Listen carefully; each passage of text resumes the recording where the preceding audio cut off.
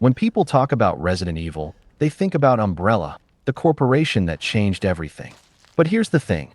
Capcom didn't just remake Resident Evil games to update graphics. They fundamentally rewrote the franchise's DNA across 4 remakes. Each one shifted what the story means, what horror represents, and how humans fit into the larger biological nightmare unfolding around them. The Resident Evil 1 remake introduced a darker, more intimate mansion experience. RE2 Remake transformed corporate bioterrorism into human tragedy. RE3 Remake showed us how Umbrella's bioweapons weren't just weapons. They were precursors to something far older. And RE4 Remake linked parasites to ancient consciousness.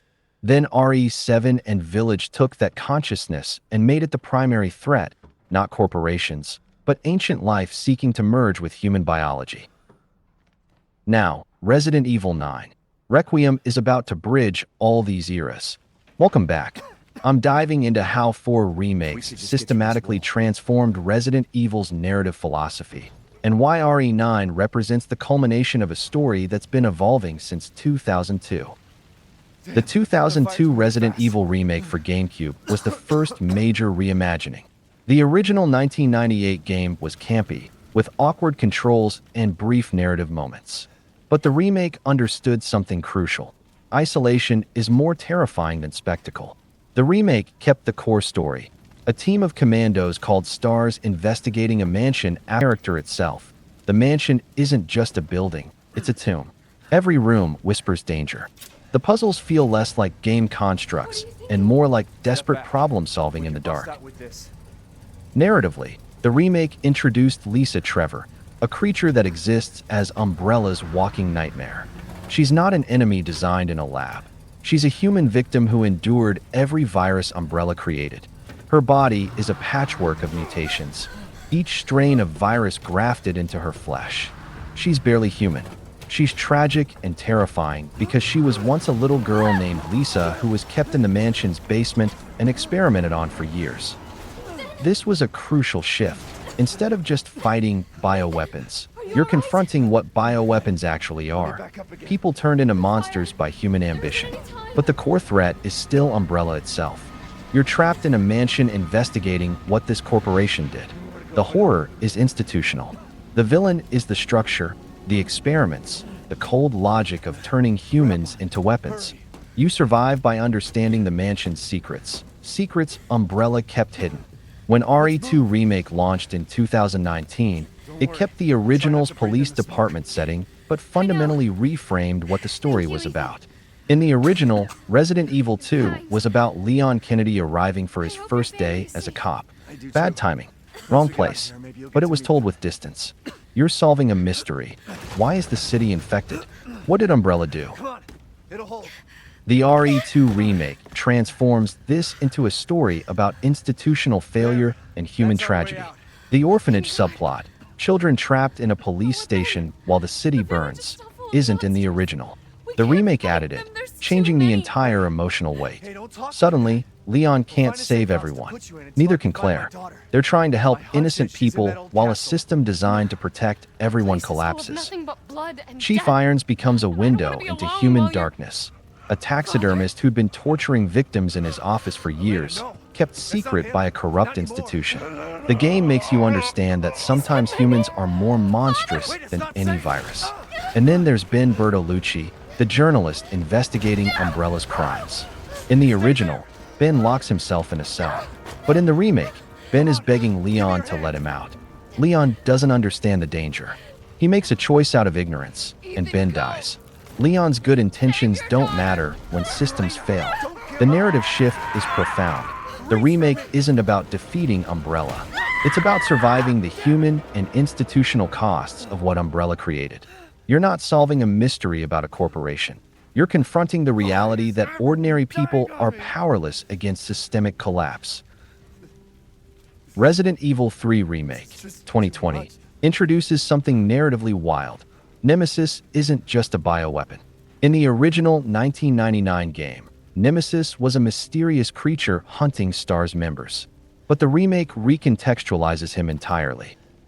Capcom revealed that Nemesis isn't just a tyrant-class bioweapon.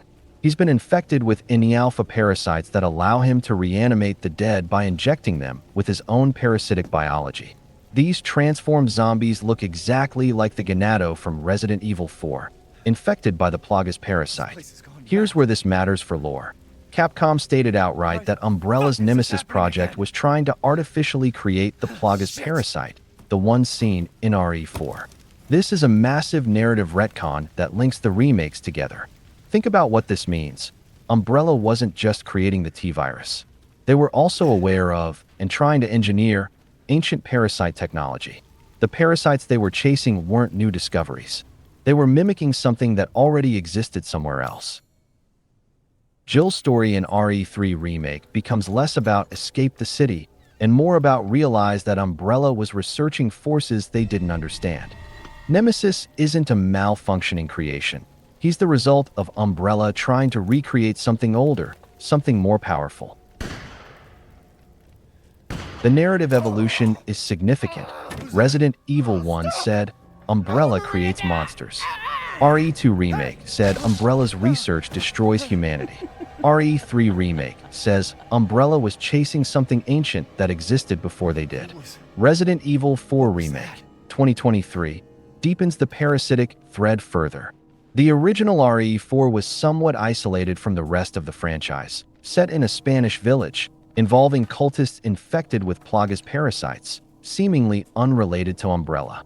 But the RE4 remake begins connecting dots. The narrative is reframed to suggest that Umbrella's interest in parasites wasn't random. Krauser's backstory is completely rewritten. Instead of being a simple double agent, he's shown as a soldier whose team was destroyed, and he's now devoted to understanding parasite biology. More importantly, the remake deepens the mystery of the Plagas itself. Where did it originate? Why are these villagers infected? The game suggests, through expanded lore and documents, that the Plagas is an ancient organism, possibly predating human civilization. An Ada storyline is changed to emphasize that Wesker is still pulling strings, trying to obtain Plagas samples to resurrect Umbrella. But the game makes clear that Wesker isn't interested in the Plagas as a weapon like the T-virus. He's interested in it as something fundamentally different, something that offers control mechanisms that the T-virus never had. The narrative implication: Plagas is older, smarter, and more controllable than anything Umbrella accidentally created. The parasites aren't just bioweapons. They're a bridge to something ancient. When RE7 Biohazard launched in 2017, it revealed what Capcom had been building toward. Ethan Winters walks into a Louisiana farmhouse to find his wife, and instead finds the Baker family and Eveline. Eveline is the revelation. She's not a human infected with a virus. She is the parasite given consciousness. She's a bioengineered creature created by the Connections organization, and she crashed near the Baker estate. When she infects Jack and Marguerite, she doesn't destroy them. She adopts them as family. The narrative genius is profound. RE1, RE4 remakes built toward this moment. They asked, what if Umbrella wasn't the primary threat? RE7 answers, what if the threat is an ancient life form that's been conscious all along? The game uses the first-person perspective to isolate you in intimate horror. You're not fighting an institution or investigating a conspiracy. You're trapped with a family that's been hijacked by something that thinks it's caring for them. The Baker DLC Daughters reveals that Jack and Marguerite were loving people before Eveline. She destroyed them while thinking she was saving them. Zoe, their biological daughter, is left trapped between humanity and infection, neither fully one nor the other.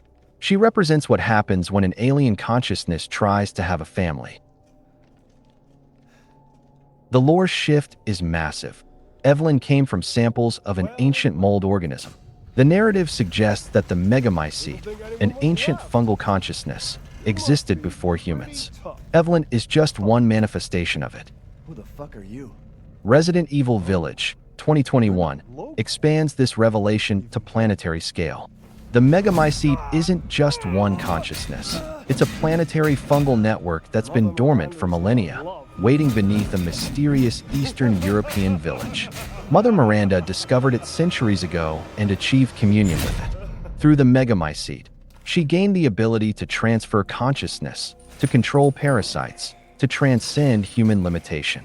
She created the Kadu parasite, a nematode infected with mold, and gave it to four lords who now serve as extensions of the Megamycete's will. Here's the narrative revelation that bridges everything. Oswell Spencer, Umbrella's founder, visited this village. He studied the Megamycete's ancient consciousness. He left carrying knowledge, possibly samples, of something that far predates human science. This recontextualizes the entire franchise. RE1, RE3 remakes. Umbrella discovered pieces of the Megamycete and tried to weaponize them. RE4 remake. Plagas is another manifestation of the Megamycete. Where? You mean you'll screw around with him in private? Where's the fun in that? RE7. Eveline is one infected creature serving the Megamycete's village. The Megamycete is the true architect, and humans are just becoming aware of it by Village's end. Ethan Winters discovers that consciousness itself can be transferred through the mold. He dies, but his consciousness might persist in Rose, his daughter born to Mia, who was partially infected. The game ends with uncertainty. Is Rose still human? Is she becoming something more? Is the mold making her part of something vast? The narrative evolution is complete. From fighting institutions, RE1 remake, to surviving human failure, RE2 remake, to discovering ancient parasites in RE3 and RE4 remake, to being absorbed into planetary consciousness RE7 and Village. Which brings us to Resident Evil 9 Requiem. And this is where it gets brilliant. RE9 returns to Raccoon City, the site of the original outbreak, but it exists 10 to 15 years after Village. The Megamycete's central consciousness was supposedly destroyed, but here's the crucial lore detail. Mold doesn't need centralization. It networks. Grace Ashcroft investigates her mother Alyssa's work exposing Umbrella, but what she discovers is that Umbrella was chasing the Megamycete's consciousness from the very beginning. The T-virus wasn't an accident. It was a crude, inferior mutation of something Umbrella found in the Earth. RE9 reconciles two complete narrative philosophies. The first, Umbrella's institutional greed, seeking to weaponize biology, accidentally awakening ancient consciousness scattered across the planet. The second, RE7 RE8 RE9 planetary consciousness that predates human civilization, gradually merging with human biology, using humans as vessels for its network. Both timelines converge in Raccoon City's ruins. The mold emerging beneath the city isn't a new threat. It's the Megamycete's consciousness awakening. It was always there. Umbrella's experiments didn't create the plague. They just disturbed something that was sleeping. This is the genius of the remakes and modern re. They didn't just update old games. They systematically rewrote the franchise's philosophical foundation.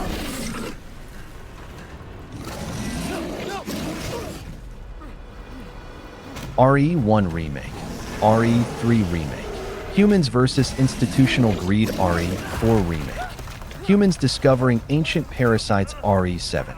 Consciousness meets family RE8. Consciousness becomes network RE9. Humans reconciling with planetary awakening from survival against institutions to awareness of consciousness itself, to understanding that humanity is being incorporated into something vast and incomprehensible. The remakes didn't just remake old games. They fundamentally altered what Resident Evil's story means. And with RE9 Requiem launching February 27, 2026, we're about to discover whether humans can finally understand and survive contact with planetary consciousness. So what do you think? Are you ready to return to Raccoon City and understand the true connection between Umbrella and the Megamycete? Drop your theories in the comments below. And if you enjoyed this journey through how Resident Evil's narrative evolved across 4 remakes into a story about planetary consciousness, smash that like button, subscribe for more lore analysis, and hit the notification bell. Thanks for watching. This is what happens when remakes aren't afraid to completely reimagine a story's meaning. I'll see you in the next one. Wait, do those freaks have Rose?